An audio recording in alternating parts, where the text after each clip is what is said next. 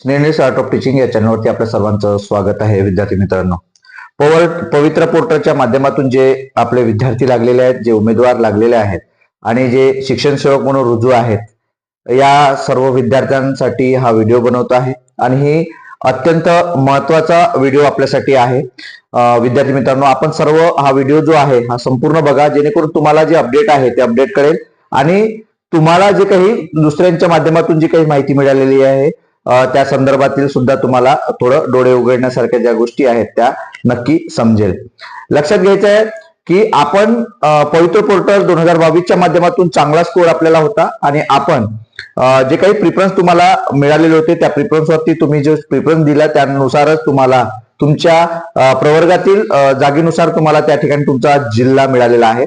आणि आपल्याला माहिती आहे की दरवर्षी जागेंच्या संदर्भात किंवा दरवर्षी जी काही भरती व्हायची त्यामध्ये आपल्याला बदलीसाठी आपण पात्र असायचो, परंतु या वर्षीचे जे काही म्हणजे 2022च्या पवित्र पोर्टल मधून जे काही भरती झालेली आहे या भरतीमध्ये मात्र आपल्या ऑर्डरवरती तुम्हाला कोणतेही बदलीसाठी तुम्ही पात्र नसणार आहात असं त्या ठिकाणी उल्लेख केलेला आहे, स्पष्ट उल्लेख केलेला आहे. तुम्ही बदली करून जाता येणार नाही स्वजिल्ह्यामध्ये. तर विद्यार्थ्यांना काही जिल्हे जे असेल, जसं कोकणातील काही जिल्हे असतील, रायगड असेल, रत्नागिरी असेल, सिंधुदुर्ग असेल, पण काही जिल्ह्यांमध्ये व्यवहार बरोबर नाही आहे, लोकांचा रिस्पॉन्स चांगला नाही आहे, प्रशासन बरोबर काम करत नाही, विद्यार्थ्यांची संख्या असेल, गावं बरोबर नाही आहे, तर यामुळे विद्यार्थी त्रासलेले आहेत शिक्षण सेवक आपले. तर मग त्यांनी काय केलेलं आहे, स्वजिल्ह्यात येण्यासाठी ही जी टेट झालेली आहे ही टेट सुद्धा त्यांनी दिलेली आहे आणि ही टेट जी दिलेली आहे या टेट मध्ये सुद्धा आपल्या सर्वांना चांगले मार्क्स आहेत. मग चांगले मार्क्स आहेत यानंतर आपण विचार काय करतो आहे की चांगले मार्क्स आहे, या चांगले मार्क्स घेऊन आपण कुठे जाऊ, आपल्या स्वजिल्ह्यामध्ये जाऊ. पण हे लक्षात घ्यायचं विद्यार्थी मित्रांनो, जे प्रिफरन्स तुम्हाला मिळालेले आहे, जे प्रिफरन्स तुम्हाला मिळणार आहेत ते सुद्धा त्याच याने जर तुम्हाला तो जिल्हा जर मिळाला तर तुम्ही काय करणार आहात, इतर दुसरा जर जिल्हा मिळाला तर काय करणार आहात, हा पहिला प्रश्न.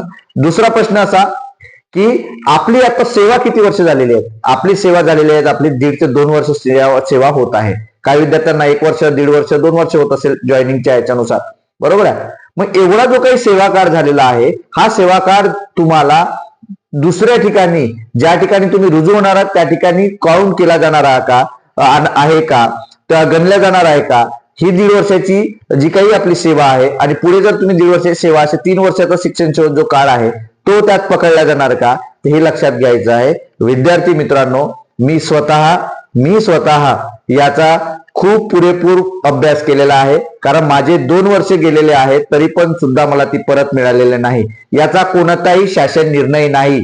तुम्ही कितीही जरी शासन निर्णय बघितले तरी लक्षात घ्यायचं आहे, शिक्षण सेवक काळ पूर्ण झाल्याशिवाय तुम्हाला तुमची सेवा दुसऱ्या ठिकाणी ग्राह्य पकडली जाणार नाही. जर शिक्षण सेवक काळ करत असताना जर तुम्ही दुसऱ्या ठिकाणी जर गेला तर तुम्हाला त्यात सुद्धा पुन्हा शिक्षण सेवक काळ करावा लागेल. जर तुम्ही आता 1.5 वर्ष जर शिक्षण सेवक काळ इथे करत आहात तर पुन्हा इथे तुम्हाला राजीनामा द्यावा लागेल. तुमची डिटॅच आणि अटॅच अशा पद्धतीची जी काही सर्व्हिसचं प्रॉब्लेम असते ते करता येणार नाही, कारण तुमचं सर्व्हिस कॉन्ट नाही, म्हणजे 3 वर्ष पूर्ण नाही, शिक्षण सेवक काळ पूर्ण नाही. म्हणून शिक्षण सेवक काळ पूर्ण झाल्यानंतरच तुमची जी काही सेवा आहे ती ग्राह्य पकडल्या जाणार आहे दुसऱ्या सेवेमध्ये. जर शिक्षण सेवक कार्य करत असताना जर तुम्ही ती सोडत असाल तर तुम्हाला काउंट केली जाणार नाही, तुम्हाला नव्यानं 3 वर्ष ते करावं लागणार आहे. आणि 1.5 वर्ष तुमचं वाया जाणं म्हणजे विचार करा की 8वा पे लागणं, नंतर बाकीच्या ज्या गोष्टी आहेत या 8 महिन्याचा 1.5 वर्षाचा जर तुम्ही जर विचार केला तर तुमचं नाही तरी 15 ते 20 लाखाचं नुकसान आहे विद्यार्थी मित्रांनो. म्हणून ज्या जिल्ह्यामध्ये तुम्ही अभ्यास करा, ज्या जिल्ह्यामध्ये तुम्ही नियुक्त झालात, ज्या जिल्ह्यामध्ये तुम्ही काय करतात, ड्युटी करतात, ज्या जिल्ह्यामध्ये तुम्ही शिक्षण सेवक मध्ये रुजू झालात, तुम्हाला कसं तरी सहन करून ही नोकरी आहे, ही सरकारी नोकरी आहे विद्यार्थी मित्रांनो. महाराष्ट्रात कुठेही नोकरी करण्यासाठी आपण तत्पर असायला पाहिजे. म्हणून सांगितलं की स्वतःचं नुकसान करू नका. 1.5 वर्ष म्हणजे साधी गोष्ट नाही, हे लक्षात घ्या. 1.5 वर्ष म्हणजे साधी गोष्ट नाही. या 21व्या शतकामध्ये आपल्याला आपले जे काही पगार मिळत आहेत ते सुद्धा कमी आपल्या विद्यार्थ्यांना, आपल्याला सर्वांना पडत आहे, हे तुम्हाला सर्वांना माहिती आहे. म्हणून हे 1.5 वर्षाची नोकरी सोडू नका आणि स्वजिल्ह्यात जाण्यासाठी घाई करू नका. सरकार जर बदलली तर हा GR सुद्धा तुम्हाला माहिती आहे बदलू शकते.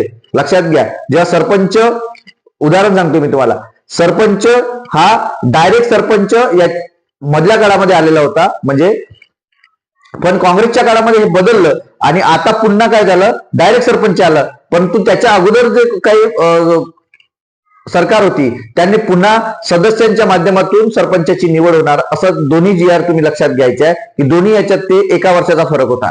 जर सरकारला जर वाटलं दुसरं जर सरकार आलं तर नक्कीच हा GR बदलेल आणि तुमच्यासाठी ही संधी असणार आहे जिल्हा बदलीची, हे लक्षात घ्यायचं आहे. म्हणून याचं नुकसान तुम्ही सहन करा. 5 वर्ष तुम्ही जर सहन केलं तर पुढचं सरकार जर बदललं तर विद्यार्थी मित्रांनो आपल्यासाठी ती चांगली गोष्ट असणार आहे की GR तो बदलणार आहे, म्हणून त्यावरती विश्वास ठेवा. परंतु स्वजिल्ह्यासाठी स्वतःचं नुकसान हे 15 महिने किंवा 2 वर्षाचं नुकसान मात्र करू नका. राजीनामा देऊन मात्र दुसऱ्या ठिकाणी जॉईन होऊ नका, हे तुम्हाला सर्वांना सांगितलं विद्यार्थी मित्रांनो, कारण हे तुमचं नुकसान होणार आहे. म्हणून संविधानी असं कोणताच शासनाचा निर्णय नाही की तुम्हाला तुमच्या शिक्षण सेवा कालामध्ये तिकडे म्हणजे गणण्यात येणार म्हणून, अशा पद्धतीचा कोणताही शासन निर्णय नाही.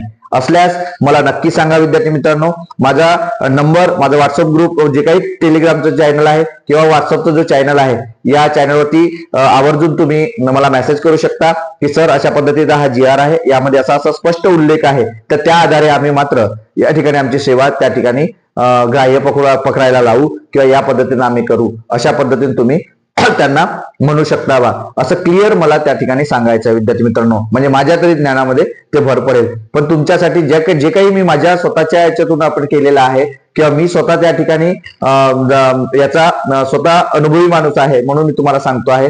तर माझ्या सर्व शिक्षक बांधवांना सांगतो तर रद्दचा मात्र आपण विषय घेऊ शकतो, परंतु हे जे आहे डिटॅच अटॅच जे काही आहे सोडणे म्हणजे राजीनामा देणे, ते पुन्हा तुम्हाला 3 वर्ष तुम्हाला सर्व्हिस करावीच लागणार असणार आहे. म्हणून टेट मध्ये जरी जास्त स्कोर असेल, जर वरच्या वर्गासाठी असेल 11वी 12वी तर ठीक आहे, काही प्रॉब्लेम नाही आहे. परंतु जर 1ली ते 6वी असेल, म्हणजे 1ली ते 5वी, 5वी ते 6वी असं जर असेल तर तुमचं नुकसान होणार आहे, हे सुद्धा समजून घेणं अत्यंत गरजेचं आहे. तुमच्यासाठीच हा व्हिडिओ बनवलेला होता. तुम्हाला नेमके या याबद्दल तुम्हाला नेमकं काय वाटतं हे नक्की कमेंट बॉक्समध्ये कळवा आणि अशाच अपडेट करता माझ्या चॅनलला मात्र सबस्क्राईब करा. धन्यवाद.